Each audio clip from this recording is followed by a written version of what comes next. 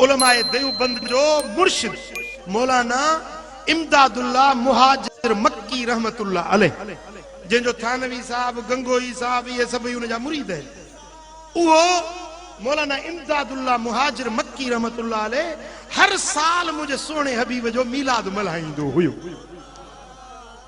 ऐं फरमाइंदो हो त मीलाद त मल्हाईंदो आहियां, पर जेॾी महिल सलात सलाम थींदो आहे त क़याम कंदो आहियां, बीही सलात सलाम पढ़ंदो आहे त मूंखे ॾाढो मज़ो ईंदो आहे।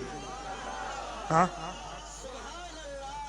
फरमाए थो त मूंखे उन क़याम मूलिद मजा मज़ो लुत्फ़ ऐं सुरूर मिलंदो आहे जो महबूब जी आमद जी ख़ुशी ईमान वारा मल्हाईंदा, नूर वारा मल्हाईंदा। पोइ तव्हां महबूब जो मीलाद मल्हाईंदो न, मीलाद भी मल्हायो ऐं मीलाद वारे जे गुलामी में भी पाण मल्हायो। ये ब नुक्ता ब सबक है, हिकिड़ो मीलाद मल्हाइबो, ॿियो मीलाद वारे जी गुलामी में पाण इते थधा थी वियो। हाँ वो पुछे पियो दादा दुकान ते यो पंहिंजो अथई लूण अथई, न लूण कोन्हे ॿियो सभु कुझु आहे।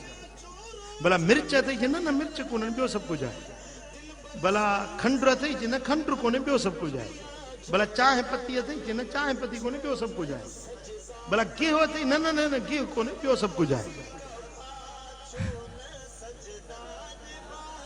जे भला अटो अथई, न अटो कोन्हे ॿियो सभु कुझु आहे। भला दाल अथई, न दाल कोन्हे ॿियो सभु कुझु आहे। निभागा बाक़ी अथई कहिड़ी शइ, गिहु बि कोन्हे, खंड बि कोन्हे, चांहि बि कोन्हे, पत्ती बि कोन्हे, माचीस बि कोन्हे, बाक़ी अथई छा? सभु कुझु आहे, सभु कुझु आहे, अथई कहिड़ी शइ ॿुधा त सही। हाँ हाणे असां चऊं था आशिक़े रसूल, आशिक़े रसूल, असां बि आशिक़े रसूल। अरे निमाज़, न निमाज़ कोन्हे बाक़ी आहियां आशिक़े रसूल। दाढ़ी, न दाढ़ी कोन्हे बाक़ी आहियां आशिक़े रसूल। अरे पटको, न से पटके जी त नचे जाई, ॿार कोन खणंदो भाई आहियां आशिक़े रसूल।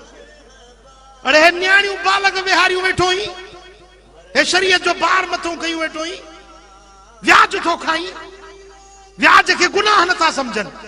आम वबा व्याज जी पइजी वई आहे, ग़रीबन जा रक्त रोड़े वरतऊं, मिस्कीनन जा रक्त चूसे विया व्याज खोर। एॾो ज़ुल्म थी वियो आहे, एॾो ज़ुल्म थी वियो आहे। हेॾे काछेरे व्याजी चइसई त अहिड़ो हाल थी वियो आहे जो पोड़ियूं कुराड़ियूं कुराड़ियूं 2-2 3-300 उहे बि रखियूं वेठियूं। अमा ॾाॾी 200 उधारा ॾींदी, अबा मूं वटि अलाह जो कसम आहे नी कोन।